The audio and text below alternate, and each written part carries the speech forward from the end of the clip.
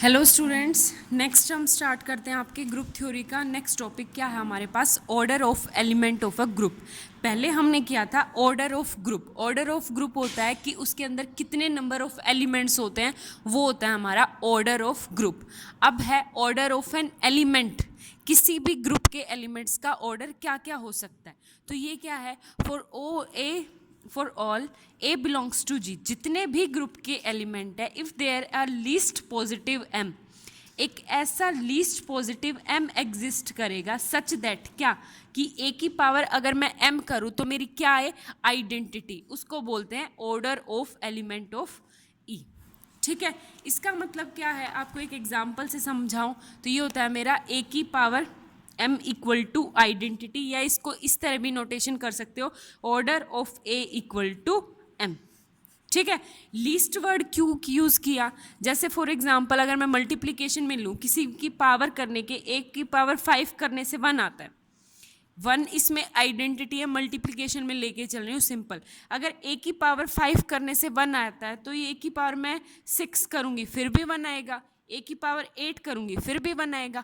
तो इन सब में सबसे जो छोटा m है, लीस्ट m, जिसकी पावर करने से हमारे पास आइडेंटिटी आए, उस नंबर को बोलते हैं ऑर्डर ऑफ एलिमेंट। ठीक है, और जो ग्रुप होगा, ग्रुप के अंदर जैसे मेरे पास एलिमेंट है 5, तो इस ग्रुप के हर एलिमेंट का जो ऑर्डर है वो 5 या 5 से कम ही रहेगा, 5 से ज़्यादा नहीं होगा। हम आगे ग्रुप थ्योरी को जो प्रोसीड करेंगे तो आपको ये रीज़न समझ में आ जाएगा मैंने किस्सा क्यों बोला। लेकिन फिलहाल ये आपको याद रखना पड़ेगा। क्या याद रखना पड़ेगा? कि ए की power m equal to identity आता है तो m क्या हो जाएगा? Order of an element. और वो जो m है वो हमेशा, for example order of g क्या है? मेरा n है। ऑर्डर ऑफ ए क्या है? m है। तो m is always less than equal to n। ठीक है, और पॉजिटिव इंटीजर होगा। नेक्स्ट हम एक थ्योरम स्टार्ट करते हैं, सेम इसी पे बेस्ड है। क्या है मेरी थ्योरम? इसने कहा the order of every element of a finite group. मेरे पास जो फाइनाइट ग्रुप है उसका ऑर्डर हमेशा क्या होगा? फाइनाइट होगा।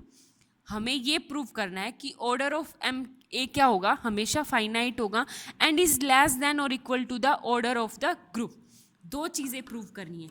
जैसे मेरे पास है ग्रुप, एक तो ग्रुप जी, ठीक है, और उसके इसका ऑर्डर है मेरे पास फाइनाइट, एन दे रखा है, ये चीज़ मेरे पास गिवन है। और हमें जो प्रूव करना है वो क्या प्रूव करना है? हमें जो दो चीज़ प्रूव करनी है।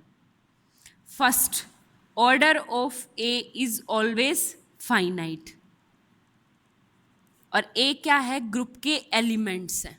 ठीक है, दूसरी चीज़ क्या प्रूव करनी है? कि हमारे पास जो है order of A is always less than equal to order of G for all a belongs to G. ठीक है, ग्रुप के हर एलिमेंट के लिए दोनों की दोनों कंडीशन क्या होगी? ट्रू होगी। हो गया क्लियर? अब आपको करना है, चलो प्रूफ करते हैं। प्रूफ के लिए क्या लेके चलें हम? लेट हमारे पास कोई भी जी ग्रुप है और मैं कर लूँ लेट जी डॉट डॉट, मैं बाइनरी ऑपरेशन अपनी तरफ से ले लूँ, be a finite group, be a finite group. Finite group तो दे रखा है मेरे को ग्रुप, तो ये चीज़ आ जाएगी गिवन में। और हम मान लें कि लेट हमारे पास जो ऑर्डर है एलिमेंट्स का वो क्या है? इनफाइनाइट, मतलब ए है, a square, a cube, A4 up to infinity. ठीक है, एक बात बताओ, किसी ना किसी की पावर, जैसे ए की पावर 3 करने से 1 आता है तो ए की पावर 6 करूँगी तो फिर भी 1 आएगा। ए की पावर 3 करने से 1 आता है तो ए की पावर 6 करूँगी फिर भी 1 आएगा। तो यहाँ से क्या आ गया? ए की पावर 3 इक्वल टू ए की पावर 6। तो अब हमारे पास क्या है? जो हम इनफाइनाइट ऑर्डर ये लेके चल रहे हैं, इसका मतलब क्या होगा? कि इनमें से कोई ना कोई हमारे पास सेम वैल्यू ज़रूर होगी, सारे के सारे डिस्टिंक्ट नहीं हैं। ठीक है, तो यहाँ पे लिखो all are not distinct. Distinct मतलब डिफरेंट, डिफरेंट नहीं है, कोई ना कोई दो तो आपके पास ज़रूर होंगे। ठीक है, अब जिस तरह मैंने ए की पावर 3 इक्वल टू 1, ए की पावर 6 इक्वल टू 1 करके दिखाया, तो यहाँ पे क्या आ जाएगा? मेरे पास ए की पावर m1 इक्वल टू ए की पावर m2। ठीक है, इसको इस साइड लाऊंगी तो मैं सपोज कर लूँ इनमें से कोई एक बड़ा है एक छोटा है, कोई भी मान लो, कोई बड़ी बात नहीं है। ए की पावर क्या हो जाएगी, m-1 इक्वल टू 0। ये हो गया 1, इसको इस साइड लाऊंगी तो ए की पावर कितना हो गया मेरे पास 0। ठीक है, यहाँ से ये मैंने क्यों लिया, दोनों साइड मैंने ए की पावर m-2 से डिवाइड कर दिया। जैसे ही मैं डिवाइड करूँगी तो यहाँ पे आ गया m1 माइनस m2, और नीचे का बेस सेम है तो पावर भी सेम हो जाएगी। इसका मतलब क्या आ गया, m minus m2 equal to 0। m2 minus equal to 0 का मतलब यहाँ पे इसको हम क्या मान लेंगे, m मान लेंगे, चाहे मेरे पास कोई भी क्वांटिटी आए। ठीक है, तो यहाँ से हो गया मेरे पास a की पावर m इक्वल टू 1। 1 का मतलब आ गया आइडेंटिटी, और इसका मतलब क्या आ जाएगा, m पावर मेरा क्या आ गया, ऑर्डर आ गया फॉर ऑल a, कि हर एलिमेंट का ऑर्डर क्या आएगा मेरे पास, फाइनाइट आएगा। क्यों, क्योंकि a की पावर m इक्वल टू 1 है, तो m या m से छोटे जितने भी एलिमेंट के लिए किसी के लिए क्या होगा, मेरा 1 ज़रूर एग्जिस्ट करेगा। जैसे एक तो एलिमेंट ये है, दूसरा ये है, इसकी 3 पावर करने से 1 आ रहा है, इसकी 6 पावर करने से 1 आ रहा है। तो अगर हम ऊपर से देखें तो हमारे पास 1 1 left hand side equal to right hand side, लेकिन ना तो लेफ्ट हैंड साइड इक्वल है ना राइट हैंड साइड इक्वल है, लेकिन इनका ऑर्डर लगभग सेम लग रहा है। यहाँ पे a की पावर 3 करने से 1, यहाँ पे a की पावर 6 करने से 1, तो यहाँ से हमारे पास क्या आ जाएगा, a की पावर m इक्वल टू 1, यानी order of a is less than equal to m। ये हो गया। ठीक है, कि 1 या 1 m या m से छोटे के लिए ऑर्डर ऑफ a एग्जिस्ट करेगा for all a belongs to g। g के हर एलिमेंट के लिए ये कंडीशन ट्रू होगी। ठीक है, अगर ये हर एलिमेंट के लिए कंडीशन ट्रू होगी तो हमने फर्स्ट कंडीशन तो प्रूफ कर दिया कि हमारा m क्या है, फाइनाइट है। फाइनाइट मतलब एलिमेंट के हर का ऑर्डर क्या होगा, फाइनाइट। अब प्रूव करते हैं कि वो लेस देन इक्वल टू कितना होगा, n। ठीक है, तो अब हम मान के चलें कि let n be the order of a। किसी भी ग्रुप का एलिमेंट है, जैसे g मेरे पास ग्रुप है और इसके अंदर a एलिमेंट है, for example a, a2, a3 up to मैं मान लूँ an तक। इस एलिमेंट में, इस ग्रुप में एक एलिमेंट तो आपके पास ऐसा ज़रूर एग्जिस्ट करेगा कि जिसका ऑर्डर कितना होगा, n होगा। तो मैं क्या मान के चलूँ कि लेट a1, a2, a3 और अप टू an, इसके g का ऑर्डर n है, तो order of g equal to n। तो इसके अंदर कितने एलिमेंट एग्जिस्ट करेंगे, n, क्योंकि मैं मल्टीप्लिकेशन से ले रही हूँ। ठीक है, यहाँ से अब देखो आपके पास क्या है कि हमें जो चीज़ प्रूव करनी है उससे उल्टा मान के चल लेते, क्योंकि फिर उससे कंट्रडिक्शन आ जाएगी। जैसे मेरे को क्या प्रूव करना है कि जो चीज़ प्रूव करनी है वो order of a is less than equal to order of g। मैं मान के चलूँ let if possible order of g is less than order of a। ठीक है, ऑर्डर ऑफ a से मेरी स्ट्रिक्टली लेस देन है। ठीक है, अब इससे आगे करेंगे तो हमारे पास क्या हो गया, अब ऑर्डर ऑफ a क्या है मेरा, कितना, एक का तो ज़रूर n एग्जिस्ट करेगा। मैंने कहा था order of g is less than equal to n, लेकिन ऑर्डर ऑफ g तो इक्वल टू n है। यहाँ पे क्या आ गया, कंट्राडिक्शन आ गई, hence our supposition is wrong. हमने क्या माना था, हमने ये माना था order of g is a is less than equal to order of g, तो हमारी सपोजिशन क्या आ गई, रॉन्ग आ गई। इसका मतलब क्या आ गया, order of g is greater than equal to order of a for all a belongs to g। ठीक है, नेक्स्ट करो, आप लोगों को क्या करना है, नेक्स्ट थ्योरम है। हेलो क्लास, नेक्स्ट शुरू करते हैं थ्योरम सेकंड। आपके पास थ्योरम सेकंड बहुत आसान है।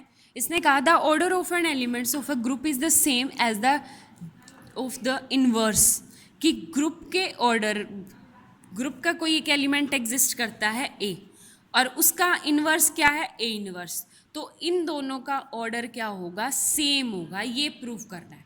ठीक है, अब लेके चले, क्या लेके चले, फर्स्ट सबसे पहले कंडीशन केस 1 ले लूँ, केस फर्स्ट क्या ले लूँ कि order of a is finite. ठीक है, अगर वो फाइनाइट है तो अब हमें इक्वल प्रूफ करने तो ऑर्डर ऑफ a तो मान लूँ n, और ऑर्डर ऑफ ए इनवर्स मान लूँ n m, एक को n मान लो, एक को m मान लो, ठीक है। अब इन दोनों को इक्वल प्रूफ करने के लिए क्या करना होगा, देखो एक सेकेंड, इसने कहा कि order of A equal to n, अगर order of A equal to मेरे पास n है तो हमारे पास आ गया a की power n equal to identity, मतलब a को कितनी बार मल्टीप्लाई करूंगी, n टाइम्स करूंगी, तब मेरे पास आइडेंटिटी आएगा। तो यहाँ पे आ गया a into up to a, कितने times, n times, equal to identity. दोनों तरफ इन्वर्स ले लो, inverse inverse, E inverse E ही होता है, और जब भी मेरे पास ओपन होता है तो ए बी का इन्वर्स कैसे ओपन होता है, B inverse into A inverse, reverse में खुलती है, ठीक है। तो अब सारे के सारे एलिमेंट ए ही है, तो ये ऐसे ही हो जाएगा a inverse up to a inverse, कितने टाइम्स, एन टाइम्स, ठीक है।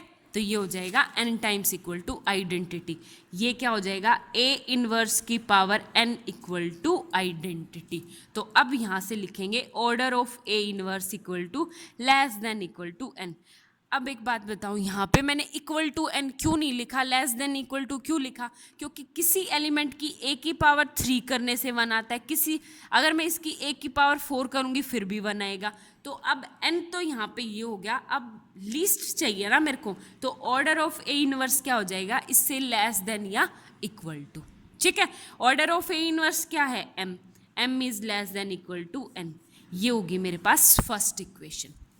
हो गया क्लियर। अब उल्टा लेके चलो, उल्टा लेके चलोगे कैसे करोगे कि जो चीज़ दे रखी है ऑर्डर ऑफ ए इनवर्स में क्या मान के चलूँ, m का मतलब क्या आ गया कि a inverse into A inverse up to m time, नीचे लिखो m टाइम्स, m टाइम करूँगी तो क्या आ गया मेरा आइडेंटिटी।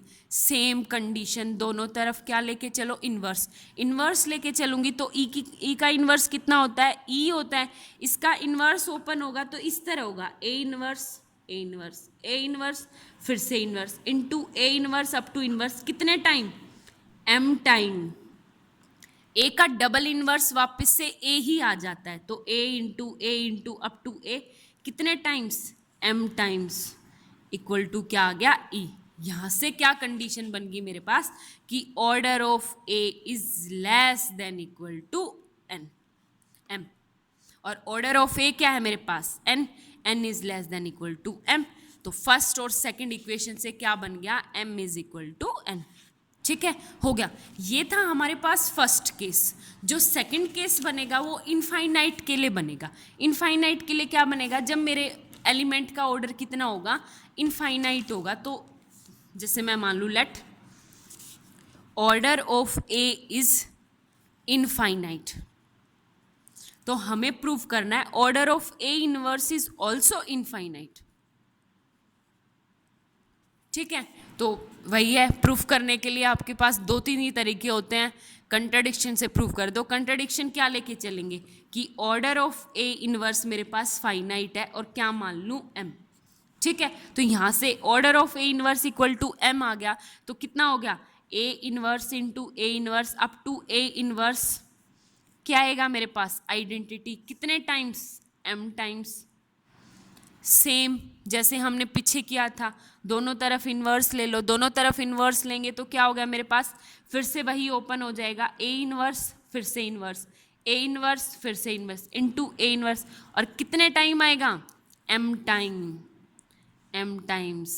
m टाइम्स ये नीचे लिखना बहुत ज़्यादा ज़रूरी है। ये क्या हो गया आपके पास a into up to a m times equal to identity, ये हो गया ए की power m equal to identity. इसका मतलब क्या आ गया कि order of A is less than equal to m, but order of ए क्या है, इनफाइनाइट है। इसका मतलब क्या आ गया, कंट्राडिक्शन आ गई। कंट्राडिक्शन मतलब हमने जो सपोजिशन की थी वो गलत की थी, यानी ऑर्डर ऑफ ए इनवर्स क्या आ गया, इनफाइनाइट। क्लास अब ये दोनों थ्योरम आपकी प्रूव हो चुकी है। फाइनल ईयर आप ना साथ साथ करें, हर थ्योरम को कम से कम 2 बार तो लिख के देखना है, ठीक है, जब ये थ्योरम्स आएगी, अदरवाइज नहीं आएगी, पेपर में कंफ्यूज हो जाओगे।